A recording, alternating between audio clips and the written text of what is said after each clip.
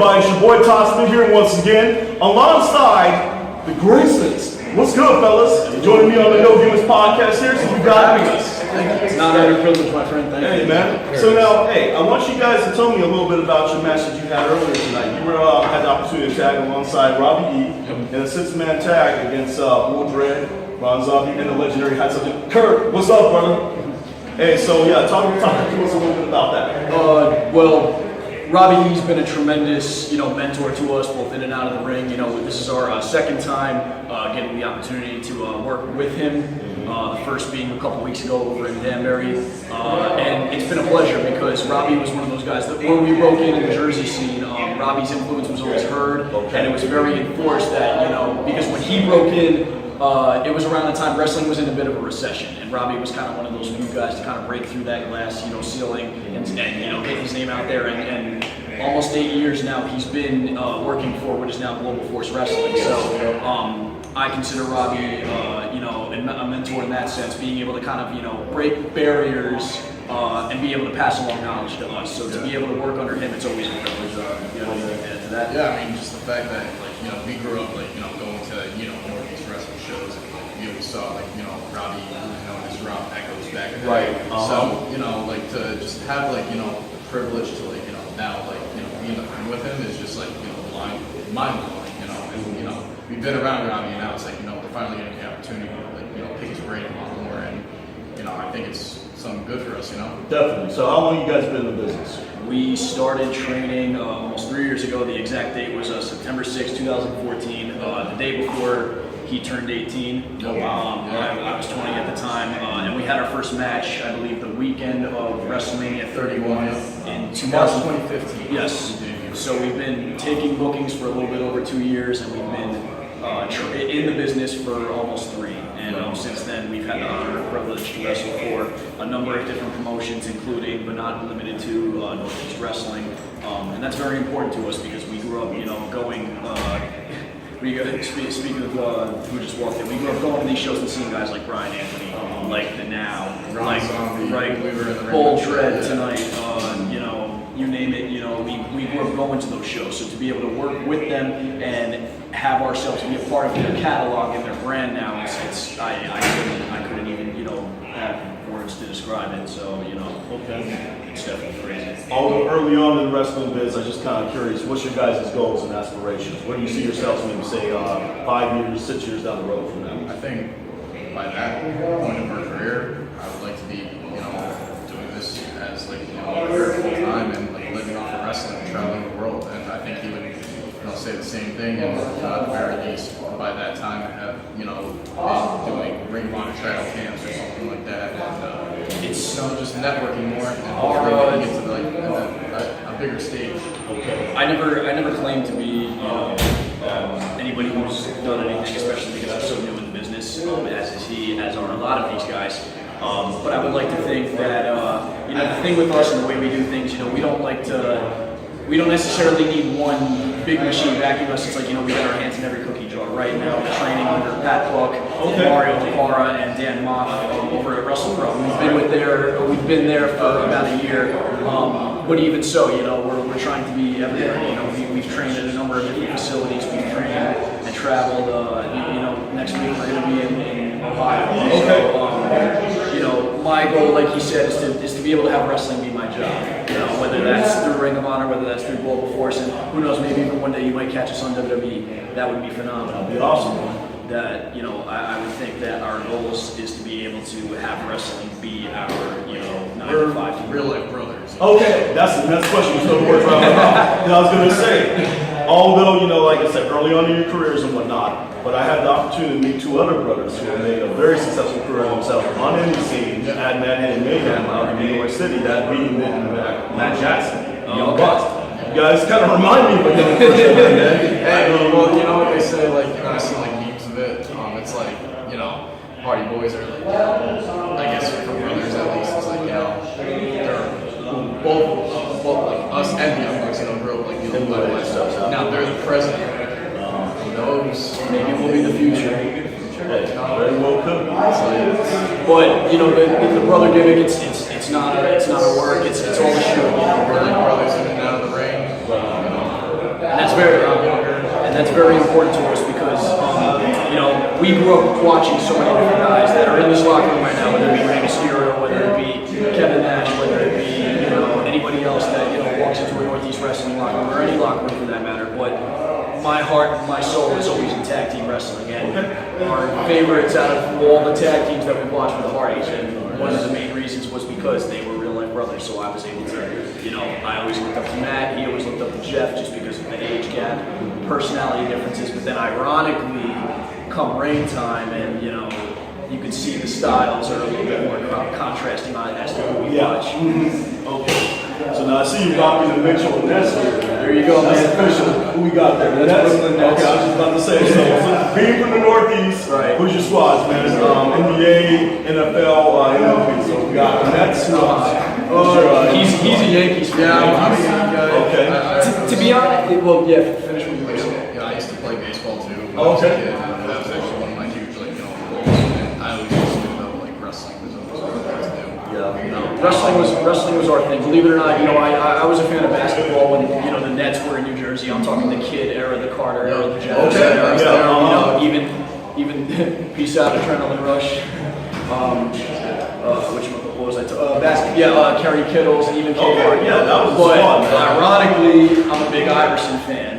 Answer. There you go. But believe it or not, honestly, our thing in general was always wrestling. You know, I was never a football fan. I was never really like a big baseball fan. You know, our thing was always wrestling. You know, some kids collected baseball cards. We had wrestling action figures. I collected baseball cards as well. I have mine still. Yeah, Wrestling action figures and stuff like that. And Mario, video games and DC, stuff. Power Okay. Rangers. We're huge nerds, like All right. comic books and stuff like that. So that's that- what we're all about. That's pretty much who Grayson's all about. That leads me to my next question. And since you are nerds just like ourselves, Oh, we yeah. are both gamers, of course. Oh, yeah. So what side of the fence are you guys are? Is it the WWE 2K side, or do you play the Fire Pro games? I love the 2K games, Okay. but I had to at least try to get my Fire Pro squad. but I do love Fire Pro. My man!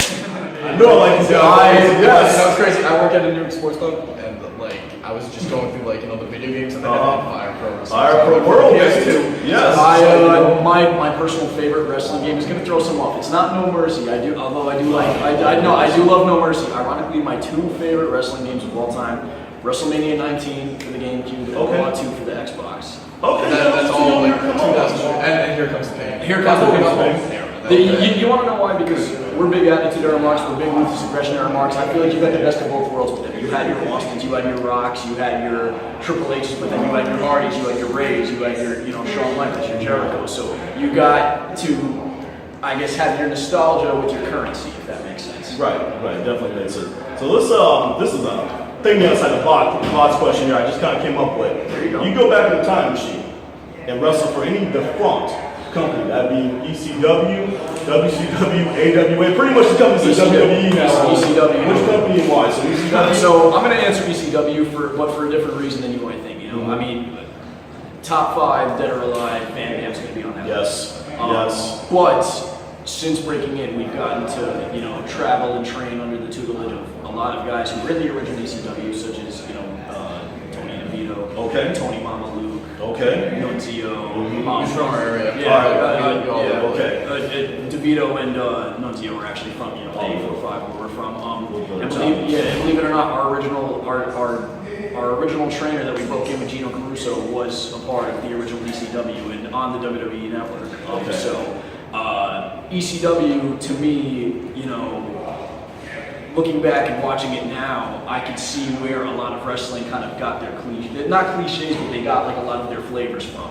And a lot of tag teams, Hardys aside, that we were watching, York and Matthews, very underrated tag team. Oh yeah.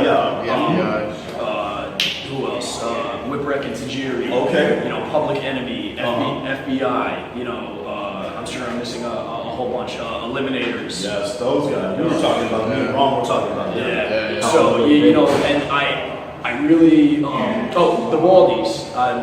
Before I forget, Super Crazy and you know, Tajiri. You know, you could take BWO. BWO. Yes, I'm sorry. We could go on. We could go. I Answer your question, by the way. I would say ECW just because I feel like not only would we have the best opportunity to kind of blend with their style.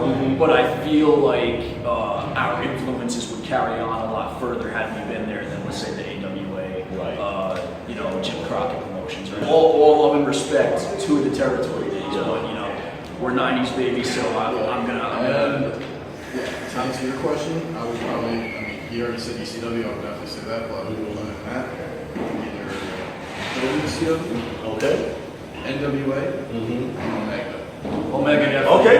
The Hardys company. Yep. And that, like, just, that whole crew are guys that, like, they just idolize. You see it like that. So I think You take all of our influences, you know, the Hardys, Shannon Warren, Shane Helms, York and Matthew, C.W. Anderson, you know, guys, you know, I would love to work Omega, but I would say first and foremost ECW. Definitely. Yeah, I wouldn't disagree with you on that. So now, basically, you guys have kind of got the opportunity to kind of tell the fans a little bit about yourselves and whatnot. Basically, at this point, I want to give you the opportunity to promote whatever shows you have coming up, Northeast Wrestling, any projects you're involved in. So basically, at this point, the floor is yours, fellas. So coming up, we have August 6th, next Sunday for Northeast Wrestling. That's going to be in Bethany.